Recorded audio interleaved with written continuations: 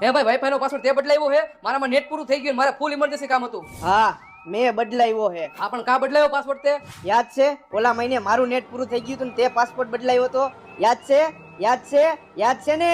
હા યાદ છે. હાલ તો આપણે એક ગેમ રમી. હા હાલ.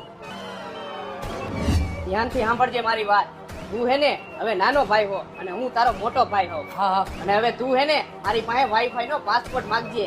ધ્યાનથી, તારી પાસે એક જ મૂકો હે, ખાલી એક જ હો.